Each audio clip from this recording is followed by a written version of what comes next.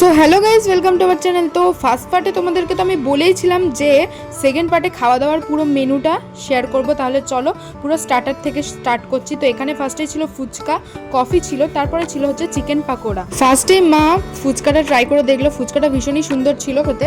তো এখানে স্টার্টারের পর্ব শেষ করে আমরা চলে আসলাম সোজা মেন কোর্সে। আর এখানে দেখতে পাচ্ছ খাওয়া দাওয়ার জায়গাটা কত সুন্দর করে সাজানো হয়েছে। আর এখানে আমি, আমার মা আর আমার দুই কাকিমা আর তার সঙ্গে আমার একটা ছোট্ট বোন একসাথে সবাই মিলে বসেছিলাম।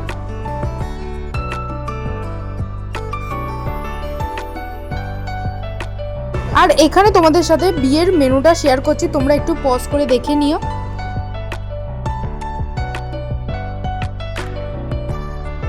তো এখানে তো আমাদের প্লেট চলে এসেছে আর সঙ্গে চলে এসেছে একটা করে লেবু। আর তারপরেই পাতে চলে আসলো ভেজিটেবল চপ আর কাসুন্দি। আর ভেজিটেবল চপটা কিন্তু ভীষণই সুন্দর ছিল, ভালোই লেগেছে আমার মোটামুটি।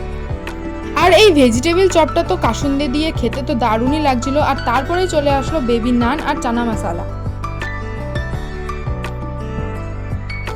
আর বেবি নান চানা মশলা শেষ করার পরেই চলে আসলো পাতে গরম গরম ধোয়া ওঠা সাদা ভাত আর মাছের মাথা দিয়ে ডাল আর ঝুরি আলু ভাজা, আর সঙ্গে ছিল লেবু। এই কম্বিনেশনটা তো দারুণ লাগে। আর এখানে দেখো ঝুরি আলু ভাজার সঙ্গে কি বিশাল বড় একটা লঙ্কা পড়ে গেছে আমার পাতে। তো যাই হোক, এইটা শেষ করে তারপরে চলে আসলো হচ্ছে কাতলা মাছের কালিয়া। আর এই অনুষ্ঠান বাড়ির কাতলা মাছের কালিয়ার স্বাদটা যেন একটা অপূর্ব, মানে একটা স্বর্গীয় স্বাদ হয়। সত্যি কথা বলতে অনুষ্ঠান বাড়ির কাতলা মাছের কালিয়া আমার ভীষণই ফেভারিট।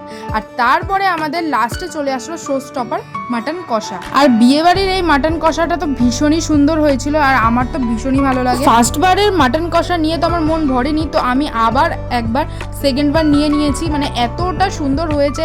আর হ্যাঁ, আমার কিন্তু মাটন চিকেন দুটোই ভীষণই ফেভারিট। আর এখানে দেখো আমি মাটনটা খেয়ে এখনো শেষ করতে পারিনি, তার মধ্যে পাতে চলে এসেছে চাটনি আর পাঁপড়।